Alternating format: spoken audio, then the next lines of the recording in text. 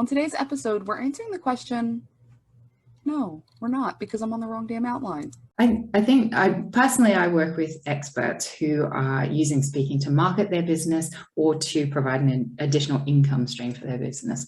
It's not to say that fiction writers couldn't use and actually already use media opportunities, speaking opportunities to raise the profile of their books. Rather than just utilizing social media or paid ads, speaking is a great way to keep costs low, especially if you haven't made any book sales yet, to get the word out there. And I could see how these principles would apply equally to fiction and non-fiction writers. And what I would say is different is that you may be able to leverage more PR type opportunities, which is not really my area, but I've seen non-fiction writers use PR very successfully as well. I really like how that you know your lane. You're like, yeah, we market our business with our book. And that kind of brings me into the other half of this equation, because we can leverage our book to get on stage. Yes. But can we leverage that stage to sell the book? How can we maybe think about doing that creatively, or what should we be thinking about? Okay, so when you're on stage, there are typically three options that you have, and it depends on whether it's your stage or someone else's stage as to which one of these options you apply. But it's either a no-sell stage, it's a soft sell stage, or it's a full-on sell from stage. So if it's your own stage, I mean, do what you like, basically. When you're on someone else's stage, you're typically playing by their rules. So what you'll often have an opportunity to do is invite people into your world. I mean, that happens very, very, very often. So having a really well-rehearsed call to action that brings people to either your community, a lead magnet that might lead them to your book, or directly sharing your book with them. And typically, if you have author in your speaker biography, people know that you're going to want to talk about your book, and they may use that to direct the conversation if it's in an interview, for example, or it could be one of the reasons why they brought you on stage in the first place. So it's really about whose stage is this. If it's someone else's stage, then abiding by the rules that they've got, but being very, very ready to call people to action. So where do they come and find out more about you, if not leading them directly to where they can find your book? One of the things that Jenny and I talk about is breadcrumbing. And this is where, for the uninitiated, this is where you mention things offhand during your time on a stage. And Bri's done it really well here. You guys may not have even picked up on it, but she's mentioned the type of people that she works with, a book coach. She mentioned what she does, helps them level up by speaking, but she did it in a way that was just native to our conversation, but it lets you know, hey, this is what she does.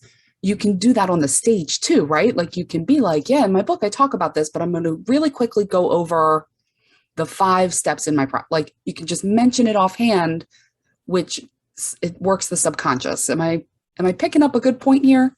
Yes, you say breadcrumbing, I say seeding. We mean exactly the same thing. And that is, no one actually wants to receive a full-on pitch unless they've signed up for that.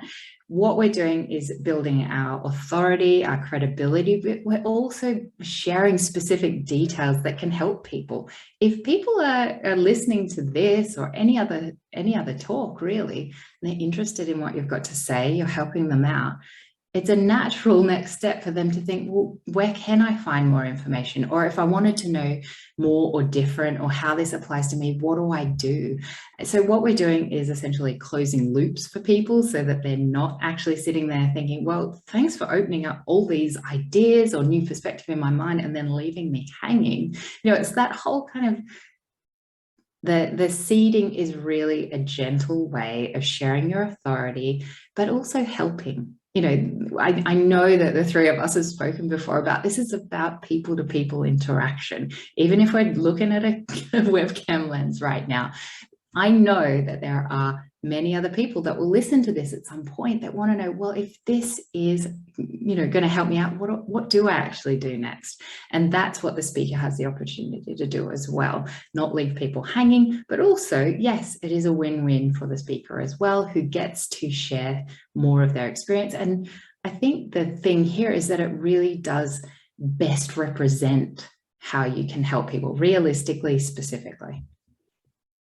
You made some really good points there. I really, really enjoy what you're saying. And it leads me into my next question, and also almost the last question.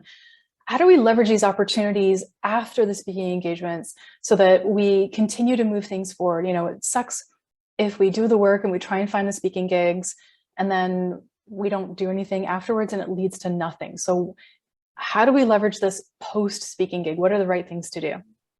So one of the things that I worked on with this book coach specifically is reviews, referrals, and repeat business. So actually having a system in which you gather feedback from people, you get really great at asking for opportunities. So do you know of any future opportunities, or would you be interested in having me back?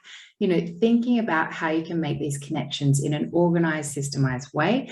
So that helps you ensure future speaking gigs. But what I'd also think about is leveraging all of the speaking that you do so that you can create social media posts, put something extra up on your blog, share those videos, and be a great person to work with as well. So be super generous to your hosts, share their content so that you are actually someone who they'd love to have back as well. So that generosity, I think, really drives a lot of the people that I work with, because it doesn't feel, and Jen, you said that up front, like, doesn't some of this feel a little bit self-serving, a little bit selfish? It doesn't have to be. In fact, it can be so, so generous, because hosts need great content. They need great guests. And that's where you as a great speaker can come into the equation as well. And if you're not a great speaker yet, just remember that you've got to start somewhere, right? There's a stage for everybody. And, once you get yourself organized and focus on what's that signature talk, what's that core message that I can share, that really does kind of naturally invite people to check out my book. I don't think I have anything else to say. I actually just have one more question, which is, where can we find out more about you? We'd love, this is not a hard pitch stage, but let's give a soft pitch and invite them to join your community and lead by example.